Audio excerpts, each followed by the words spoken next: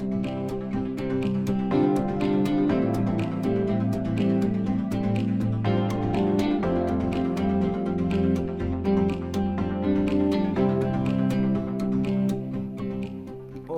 tudo bem? Eu sou Isabela, produtora cultural aqui na cidade de Botucatu, e essa é a videoaula Bela Dica. São pequenas dicas para você que está começando a trabalhar com produção cultural agora e não sabe direito por onde começar.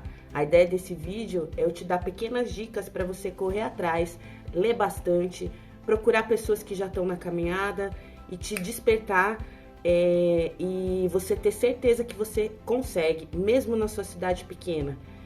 Basta começar, tá bom? Vem comigo escutar um pouquinho aqui, vou sentar ali no meu cantinho. Vou me apresentar aqui rapidinho então, só para dar uma situada, para ver por onde eu começo a dar essas dicas que eu falei para vocês no comecinho do vídeo. Sou Isabela, tenho 46 anos, sou mãe solo de um menino com síndrome de Down que tem 10 anos hoje. Moro em Botucatu já há quase 20 anos e comecei a trabalhar com produção cultural nesse meu interesse de participar da vida cultural da cidade quando eu vim de São Paulo, isso há 20 anos atrás. Então, com um grupo de amigos, a gente fundou um cineclube aqui na cidade, Cineclube para Todos, e aí eu comecei a me envolver na vida cultural da cidade e achei que eu poderia trabalhar com isso, o que foi uma grande felicidade para mim. O início do meu trabalho, o despertar mesmo, e eu digo isso com sem medo de errar, não só comigo como com outras pessoas aqui em Botucatu, foi a gente se envolver na questão política cultural da cidade. Então a participação na primeira conferência municipal em Botucatu foi um divisor de águas. Isso é muito importante de ser dito. E aí, por que eu tô contando tudo isso? Para começar do começo mesmo, e dizer que eu pensei nessa videoaula, ela poderia tomar dois caminhos. Eu posso dizer, dar algumas dicas, né? Eu não tenho, uma videoaula de 30 minutos, não tem como se aprofundar muito, mas o intuito seria pensar nesses dois caminhos. O que eu gostaria de ter sabido lá atrás, quando eu comecei, né? Dicas de alguma pessoa, de alguém que já tivesse percorrido esse caminho, então coisas que eu gostaria de ter sabido lá atrás, e pequenas dicas, né, transformar isso em pequenas dicas para tentar fazer, né, você ter vontade de correr atrás e ler e se aprofundar melhor no assunto, tá bom? Então já me apresentei e agora eu vou sair da frente da câmera e vou colocar aqui algumas telas para vocês, tá bom? E qualquer coisa eu tô à disposição, pode mandar comentários, perguntas que se eu souber responder eu ajudo, se eu não souber a gente corre atrás junto da resposta, tá bom? Beijo, obrigada. Você não precisa de contador, dá para resolver tudo sozinha com a ajuda do Portal do Empreendedor e do Sebrae. Você paga um único imposto mensalmente, tem vários direitos garantidos como auxílio maternidade e auxílio doença, por exemplo. Isso significa que você não possa ter um contador? Pode, claro que pode, seria bom inclusive. Mas se você não tiver dinheiro para isso no começo, dá para fazer sozinho. Olha, eu tô entrando aqui no site do Portal do Empreendedor só para você ter mais ou menos uma ideia de como a gente consegue localizar o site do Sebrae. Eu acho que todo mundo, né, que tá assistindo esse vídeo tá acostumado a entrar na internet, mas eu resolvi fazer esse mini tutorial aqui porque quando a gente coloca na busca do Google MEI Empreendedor Individual, aparece muita coisa. E alguns sites que não são sites do Sebrae, e aí acabam te cobrando alguma coisa por isso. Então, só para você ficar atento que o site que vai te dar informação gratuita é o site do Sebrae. E aí você pode ligar no Sebrae da sua cidade também, ou da sua região. Eles podem te auxiliar por telefone. Eu já precisei uma vez, inclusive eles me mandaram material por e-mail. Então dá para você fazer isso. É só ficar atento que tem que ser o site do Sebrae, beleza? Tem outros sites também que fornecem informações gratuitas ou pagas. É só você fazer essa busca e diferenciar, né, que você vai conseguir ter informação mesmo que de graça. Outra dica massa é um site que chama contabilizei.com.br, com Z, contabilizei.com.br. Você entra lá e dá uma olhada, porque tem muito serviço pago, mas tem várias outras informações que são gratuitas. Foi lá que eu encontrei também a lista atualizada para 2023 dos serviços que a gente pode prestar sendo MEI.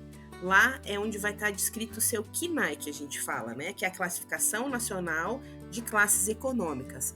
A minha MEI, por exemplo, ela tem, né? Toda MEI tem um serviço, o principal, né? O CNAE principal, e depois tem as atividades secundárias que você pode realizar e dar nota fiscal com a sua MEI.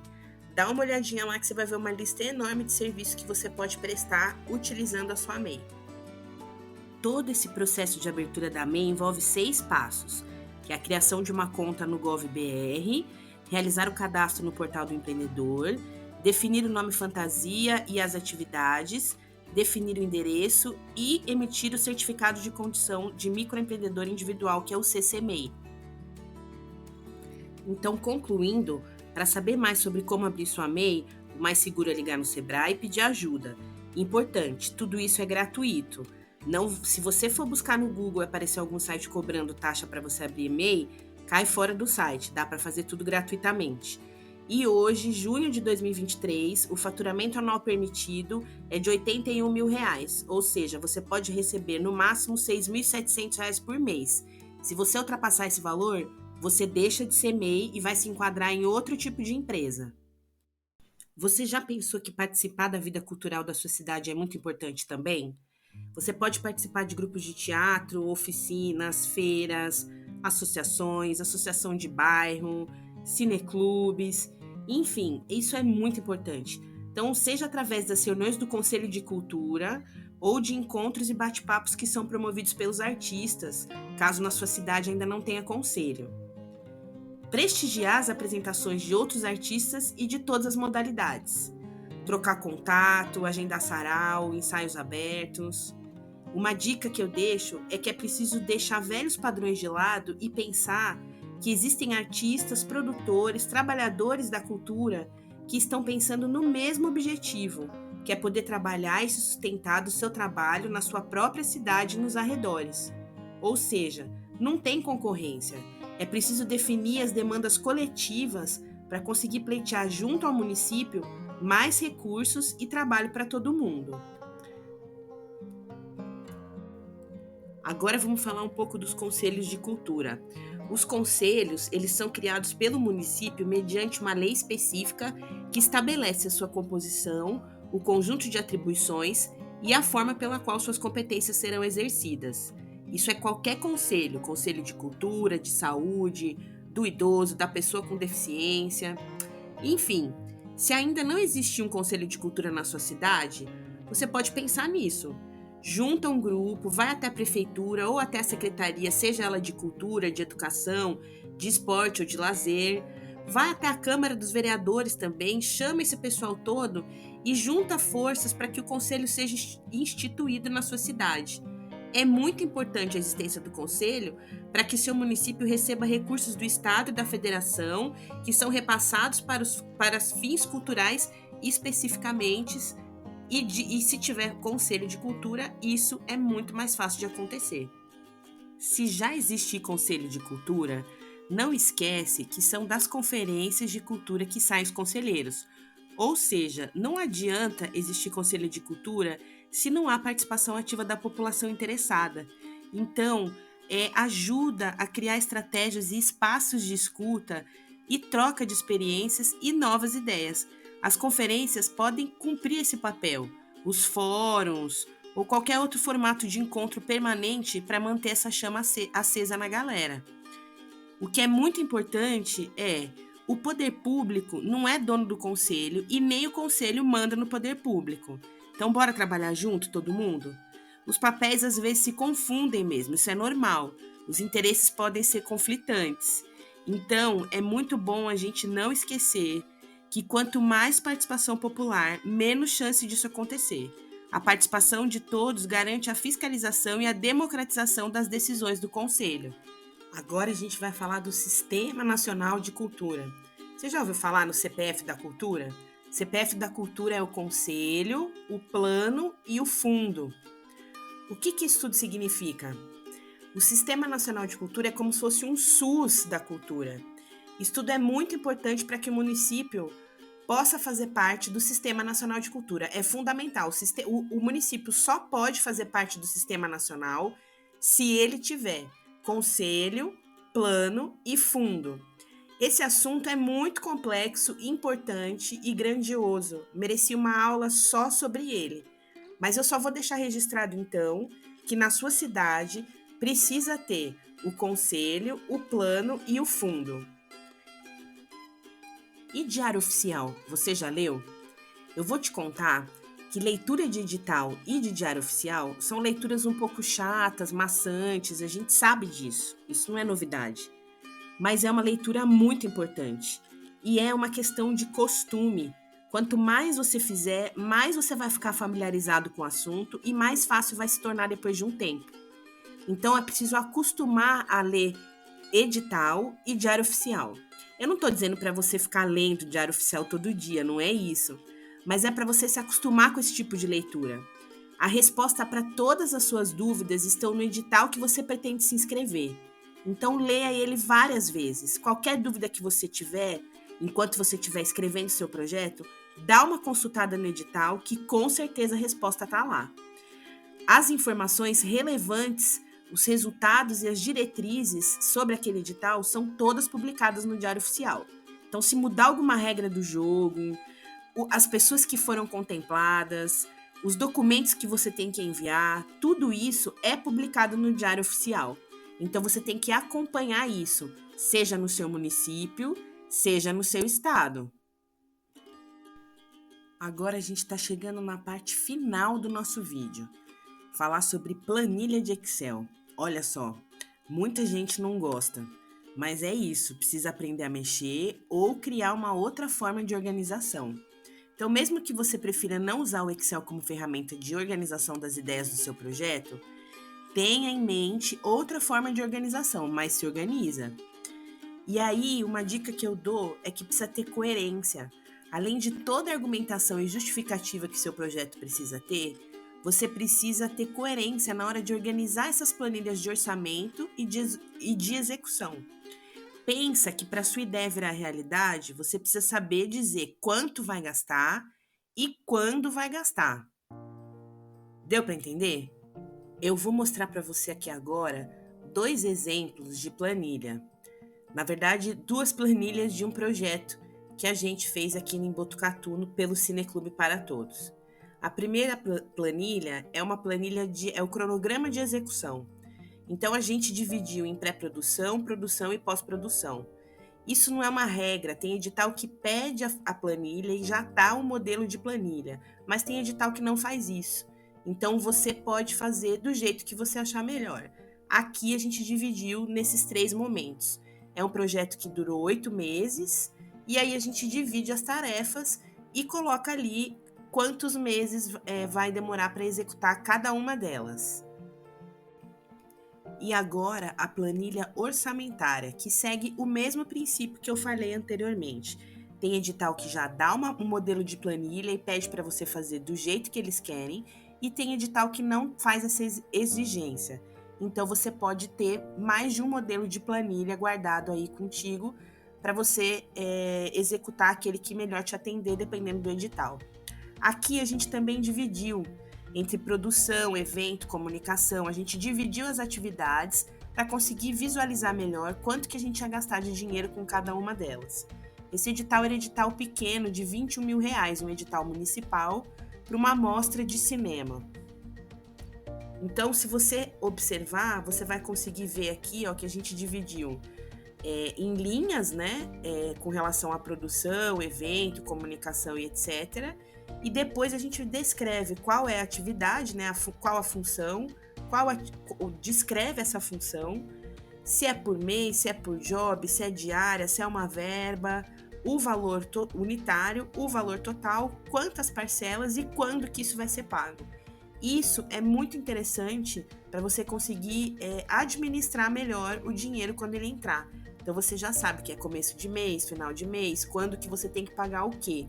Isso já fica muito mais fácil depois, quando você for fazer a prestação de contas. E por falar em prestação de contas, esse é um outro tema que mereceria uma aula inteira só para ele.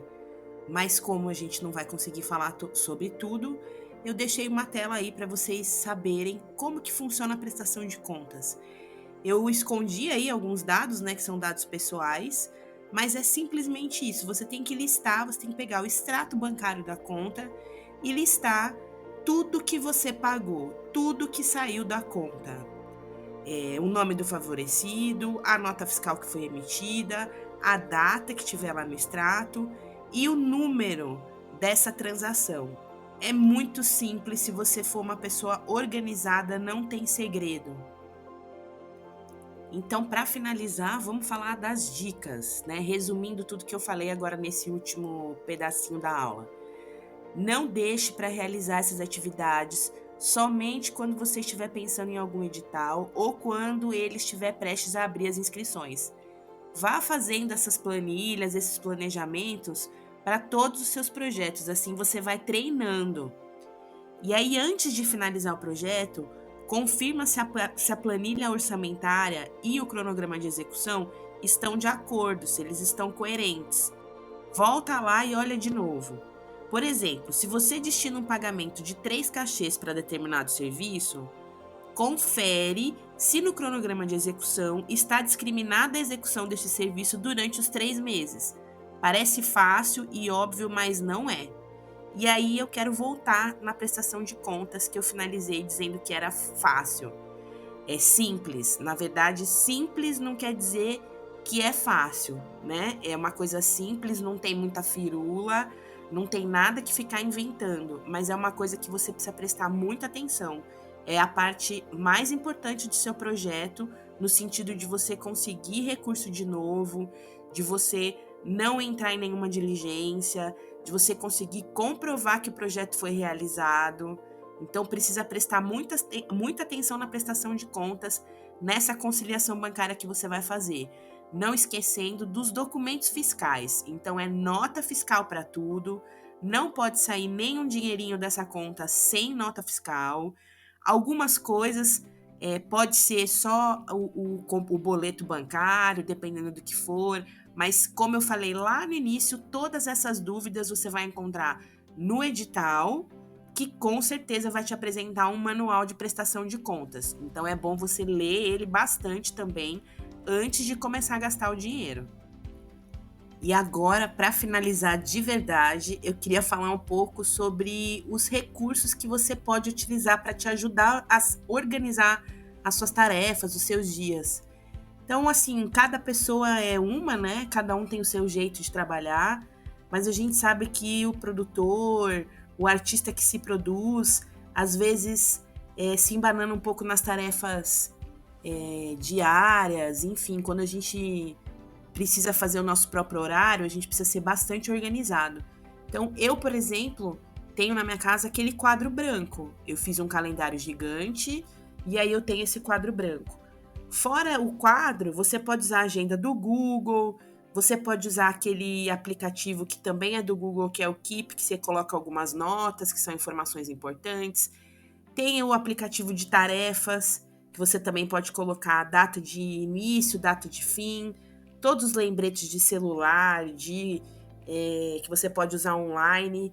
Fora a boa e velha agenda, canetas de tudo que é tipo, bilhetes espalhados pela casa, enfim, você pode criar sua rotina de organização para conseguir finalizar o seu trabalho e cumprir os prazos. Então é isso, mão na massa.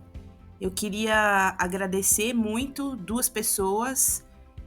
A intenção de fazer esse vídeo foi justamente porque eu recebi muito auxílio de 2 pessoas muito importantes para quem trabalha com cultura aqui no estado de São Paulo, que é o Zé Renato e a Regina Galdino. Queria agradecer muito os 2 por todas as vezes que eu precisei e eles me auxiliaram. Agradecer todos os grupos que eu trabalhei aqui em Botucatu e continuo trabalhando. Minha cidade, enfim, vamos aqui continuar batalhando pela cultura. Tamo junto. E vou deixar na descrição do vídeo todos os links de tudo que eu falei aqui para vocês, tudo que eu citei. Eu vou deixar os links, os nomes das pessoas, perfis para vocês visitarem. E espero que vocês façam proveito. Valeu!